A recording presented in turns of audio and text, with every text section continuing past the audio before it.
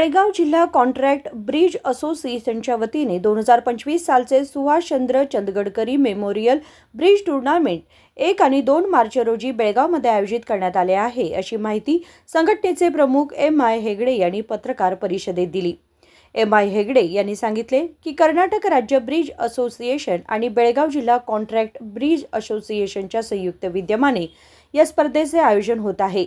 Bridge हा जागतिक स्तरावर प्रसिद्ध खेळ आहे आणि तो अधिकाधिक खेळाडूंमध्ये रुजवण्यासाठी या टूर्नामेंटचे आयोजन करण्यात आले आहे।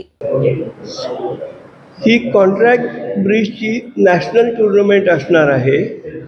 इकडे मुंबई, कोल्हापूर, मिरज, सांगली, बेळगाव, मँगलोर इथपासून खेळायला लोक येणार आहेत।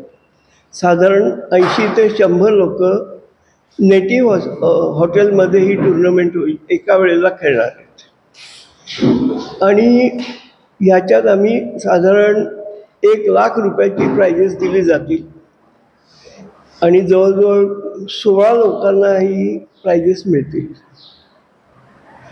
ही टूर्नामेंट 2 दिवस चालणार आहे, 1 आणि 2 मार्चला।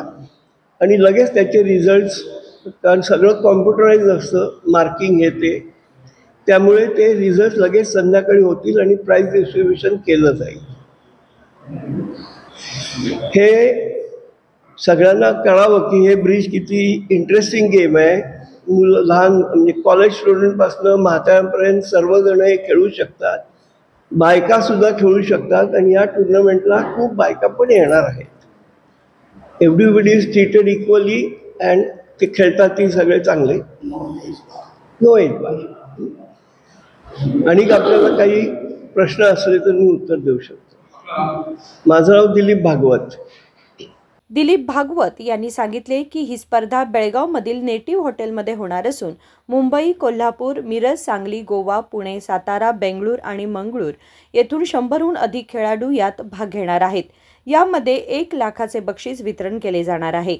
या पत्रकार परिषदेला MD. Deshpande, CR. Vinayak, RL. Bharve आणि इतर मान्यवर उपस्थित होते। विनोद कोलकार, KMM मराठी, बेळगाव।